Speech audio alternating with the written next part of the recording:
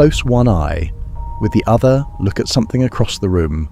What you're doing right now, the light entering through a transparent lens, bending, hitting 120 million photoreceptor cells arranged on a curved surface at the back of a fluid-filled sphere, converting photons into electrical signals that travel down 1 million nerve fibers to a visual cortex that assembles all of it into a coherent image in real time, is one of the most sophisticated optical instruments ever built. Darwin looked at the human eye in 1859 and called it a problem, not because it was poorly designed, because it was too good. In On the Origin of Species, he wrote that the idea of the eye having been formed by natural selection seemed, he freely confessed, absurd in the highest possible degree. He spent 3 paragraphs defending himself. He was not comfortable with that section of the book. He was right to be uncomfortable, but not for the reason he thought. The problem with the eye is not that it is too complex to have evolved. The problem is that it evolved too many times. Not once, not twice. Depending on how you count, the eye has arisen independently somewhere between 40 and 96 separate times across the tree of life. Each time, starting from nothing.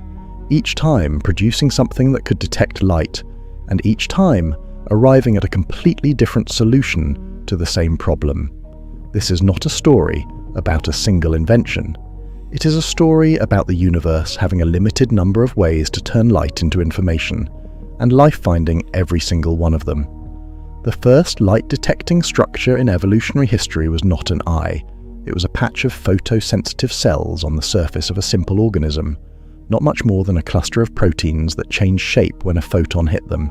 Useless for forming images, useful for one thing only: distinguishing light from dark, day from night, shadow from open water. That is enough.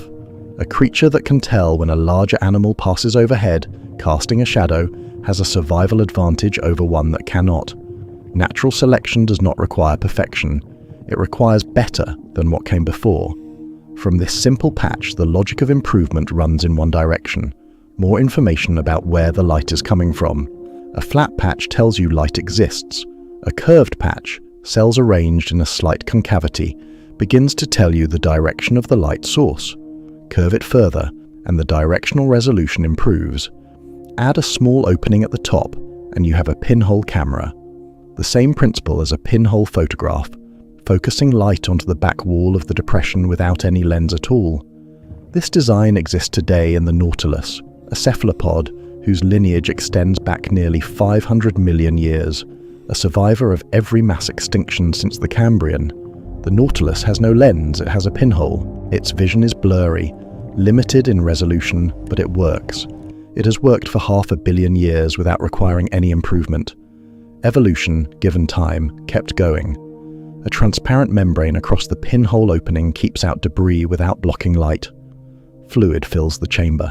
Then, under selection for sharper images, the refractive index of that fluid begins to vary. Denser at the center, less dense at the edges, and a lens forms. Cells at the center of the membrane become more transparent, more curved, more optically precise. In 300 million years, roughly, working in geological time, accumulating small improvements, a patch of light-sensitive skin becomes a camera eye. The vertebrate eye is a camera, a single large lens, a variable aperture, a curved photoreceptive surface at the back. So is the eye of the octopus.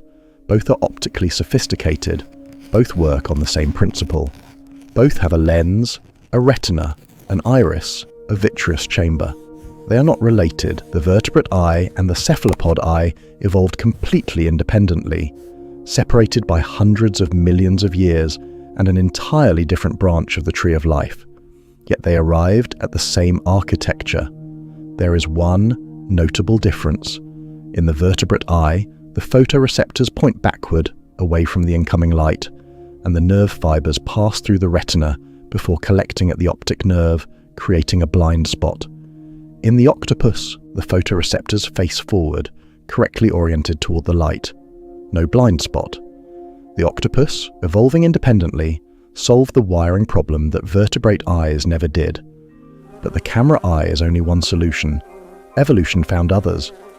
The compound eye, used by insects, crustaceans, and many arthropods, takes the opposite approach. Instead of one large lens forming one image, it uses thousands of tiny lenses, each pointing in a slightly different direction, each capturing a small portion of the visual field. The brain assembles them into a mosaic. A dragonfly has 28,000 individual lenses in each eye, together covering nearly 360 degrees. It cannot focus the way a vertebrate can. The resolution of a compound eye is limited by the number and size of individual facets, but it detects motion with extraordinary precision. A dragonfly intercepts prey in mid-air with a success rate of over 95%, not by seeing a sharp image, but by tracking motion across thousands of simultaneous points of data. The compound eye and the camera eye evolved from the same ancient light-sensitive patch. They diverged before the Cambrian explosion more than 540 million years ago and have been running as parallel experiments ever since. Then there is the mantis shrimp. The mantis shrimp has 16 types of photoreceptors. For comparison, humans have 3, sensitive to red, green and blue. Most mammals have 2.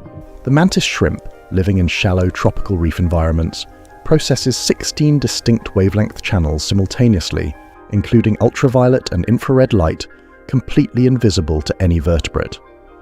For years, scientists assumed this meant mantis shrimp experienced a visual world of incomprehensible richness, that they saw colors humans could not imagine.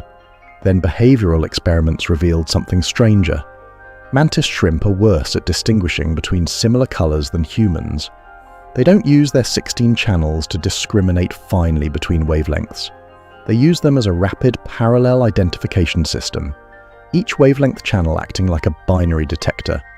The visual system of the mantis shrimp is not a high-resolution color camera.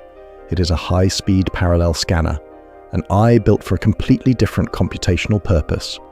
The scallop, a bivalve mollusk, a shellfish, has up to 200 eyes arranged along the rim of its mantle. Each eye is roughly the size of a pinhead, and each one works on a principle found nowhere else in biology. The scallop eye has no refracting lens. Instead, it uses a mirror, a layer of precisely arranged guanine crystals, the same molecule found in DNA, lines the back of each eye, reflecting light onto 2 separate retinas positioned in front of it. The scallop eye is a reflecting telescope in miniature, using the same optical principle as the Hubble Space Telescope.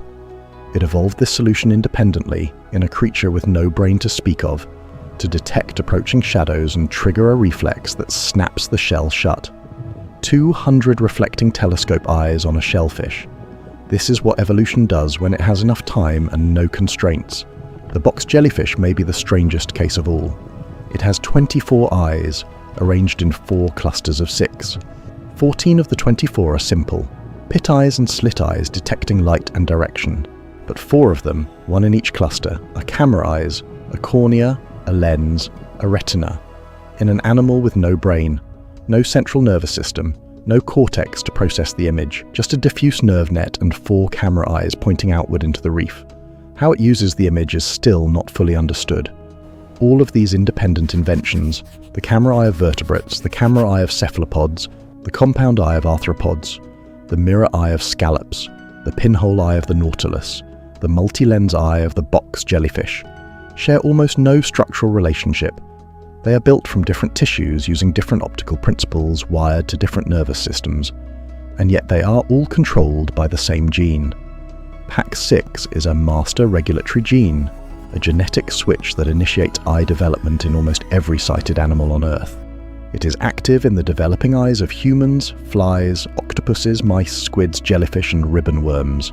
Expressed in the eye of a mouse, it can trigger eye development in a fly, building a fly compound eye on a mouse. It is so conserved across 600 million years of separate evolution that the instructions it carries are still compatible across phyla that have been genetically diverging since before the Cambrian. Natural selection discovered multiple optical solutions, but it always reached for the same master switch to begin building, which means the eye is not one thing. It is a family of inventions all solving the same problem: how to turn light into information with different tools, different architectures, different computational strategies. And it means that wherever on Earth evolution had access to light and time, it built something to see with, every time, without exception. The question that follows is one scientists rarely ask directly. If the eye evolved independently 40 to 96 times on a single planet, using the same physical laws that govern every world in this universe, what are the odds that vision has only ever appeared here? Light travels at the same speed everywhere.